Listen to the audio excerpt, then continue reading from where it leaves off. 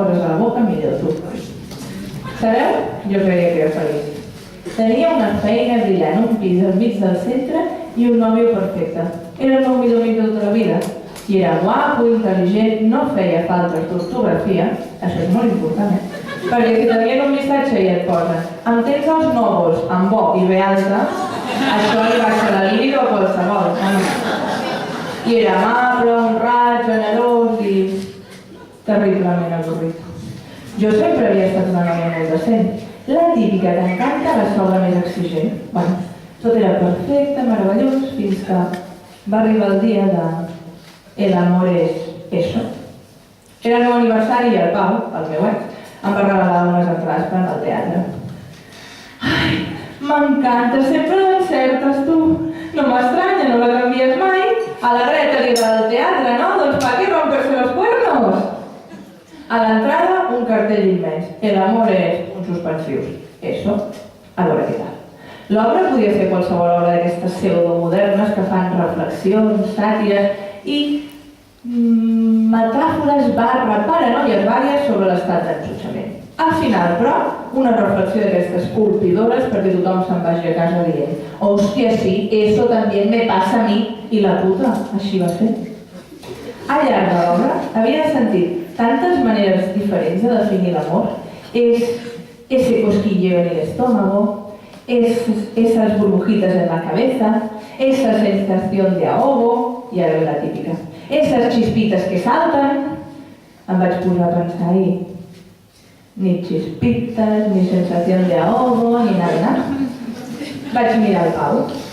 Què era l'amor? Era, és bona persona, era, ens entenem, era, és el meu millor amic. Y una merda, el amor no era eso, ¿a que no? Y las chispitas y las burbujitas y las cosquillitas. Yo volia eso, ¿no? Eso. Total, que allà es va quedar el Pau i amb ell la meva vida perfecta. Adiós, muy buenas. Jo sempre he sigut una noia així d'extrems. O blanc o negre, los grises, pa què? I clar, una noia tan decent que no ha provat més home que el seu home d'adolescència, el seu nòvio d'adolescència, pues tres huevos, no? Total, que d'una banda a l'altra, d'aspirant a monja de clausura a putar un verbenero. Però clar, enteneu-me, estem buscant el eso, hay que probar muchos aquellos para encontrar el eso. Clar, total, que això vaig fer, anar a la recerca dels meus aquellos. Però clar, una no estava acostumada a tu i costa. La meva amiga Cèlia em va liar. Greta, si no t'atreveixes, fotria el cava. I ara, cada nit, taja de cava. De cava rosat, que m'agrada més. Tu, jo no sé què tenia, potser era psicològic, però em feia perdre les inhibicions entre burbujites. I així va arribar el primer dels meus aquellos. Vestit del desigual, ombra d'ulls verd de joc, cava rosat de lleopard i el Cèsar. El Cèsar era un antic company d'escola amb el que havíem tontejat entre punts. M'encantava. Conservava aquella frescura adolescent encara. La seva pica seguia estant al mateix lloc i era moníssima. Com va, Cèsar? Sí, mira, m'he fet amiga de la nit a la meva edat. Com a substitut del cava, que no podia demanar el bareto, que sí que et cola. Amb dues llimones, Sempre amb dues llimones. Jo no soc molt fan, dels cubates. Prefereixo el bon cava o les cerveses de blat. Les cerveses de blat m'encanten, tu, la paulana és la meva preferida. Bueno, tu, a lo que anàvem. Cacique i palante. Als 10 minuts de conversa prèvia banal, entre tots dos vam trobar una excusa per poder fotre el camp. I tu encara col·lecciones cintes de casset d'aquelles tantes? Ah, sí? Tant has ampliat la teva col·lecció? Sí, clar, anem a veure-la. Mira que són falsos, Si tu saps i jo ho sé, per què no ho diem? Va, anem a casa teva a follar. Però no, sempre buscant excuses. Excuses! Penseu ara tots per un moment la quantitat d'excuses xorres que heu donat o rebut per un polvo. Per què som així?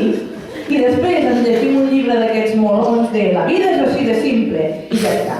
tenim la clau, eh? Ara sí, tu, com he perdut el temps d'aquesta manera? La vida és simple, però no.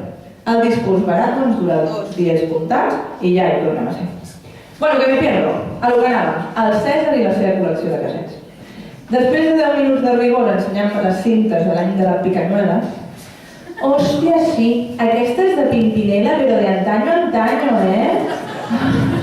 Ay, sí, claro, ¿cómo olvidarlos? Parchis, chis, chis, parchis, chis, chis, es el juego de colores para ti y para mí. Va arribar l'únic moment que desitjàvem tots dos.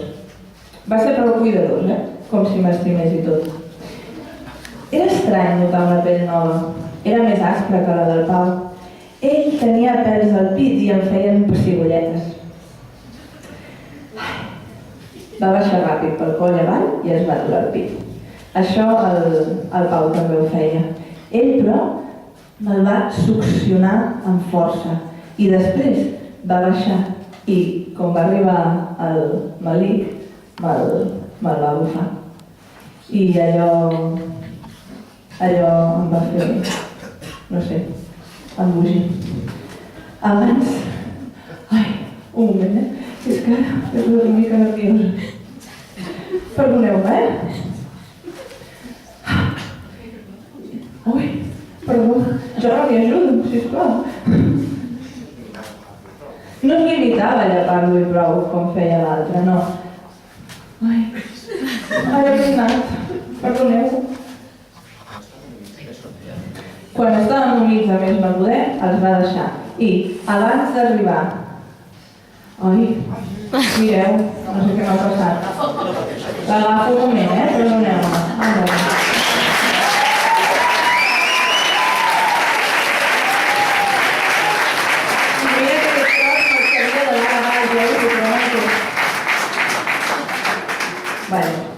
No es va limitar a llepar-lo i prou com feia l'altre, no. Quan estan amics, a més no poder, els va deixar. I després de bufar-me el marit, cosa que em va fer escapar un somriure picaron, va arribar a... Mai m'ha agradat dir la paraula con, suposeu? Suposo que va relacionat amb la meva suposada decència. Però clar, vagina queda com molt tècnic, no? O vulva. Tema 5 del llibre de medi de 5è de primària. La reproducció humana, el penis i la vulva. No, li direm allà. Ho fem allà? Doncs el Cèsar va arribar a allà. I allà li agradava molt a ell, i a mi també. Queda-t'hi allà, queda-t'hi. El Pau sempre marxava molt ràpid allà. Ale, 2 llapadetes de premi al missionero de tota la vida. Crec que no li agraden gaire els meus fluids. Això m'ha fet acomplexar, Però el Cèsar està sent una bona teràpia de xoc. Ell, allà, que seguia indagant tant a la recerca de vés a saber què, que em penso que em va fer descobrir un nou allà, més enllà de l'allà, que millor coneixia. Indaga, carinyo, indaga, com ho mereixia. Que vienes a buscar, com deia Pimpinela. Acció, és com territori.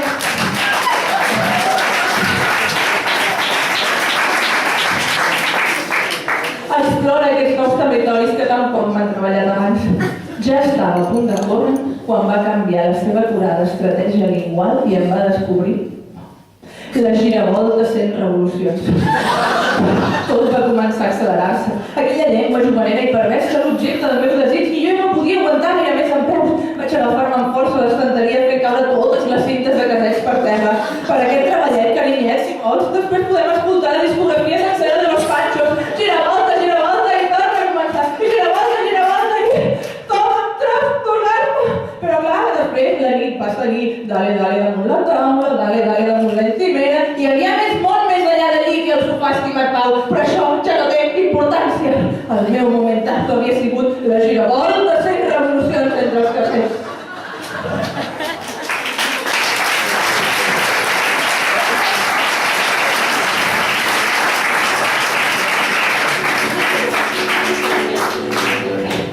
I així, l'endemà.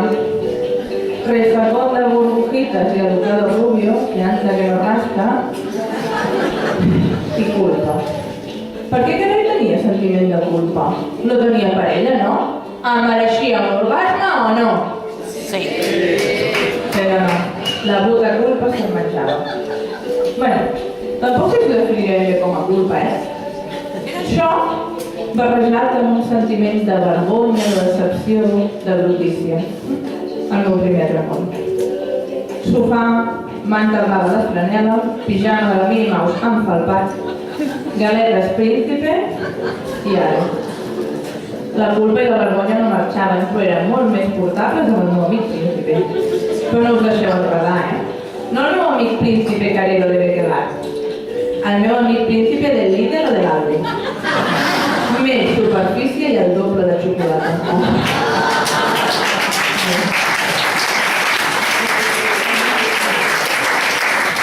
Me'n recordava de l'orgasme, giravoltes i revolucions i la meva puc tornar.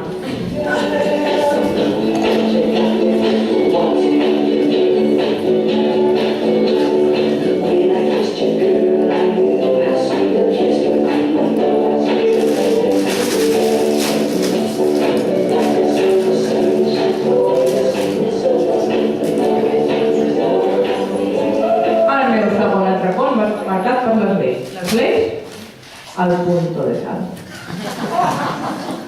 No he sigut, bueno, és que he sigut molt patatera. Prefereixo els Doritos de les chips, però bueno. Al mar sí que tenia el punto de sal y de lo que quisiera. La meva amiga Cèlia em va tornar a enredar. Au, Breta, ara no t'enclaustraràs a casa perquè es fotrà un polvo amb un cascutà de Pimpineda. És la nit de Reis. Sortim a buscar els nostres presents. I mira, jo no vaig deixar la puta dels camers, però jo em vaig veure mitja discoteca sencera. Tenia tal punt de subidor que jo no mirava quantes llimonetes portava el cubata.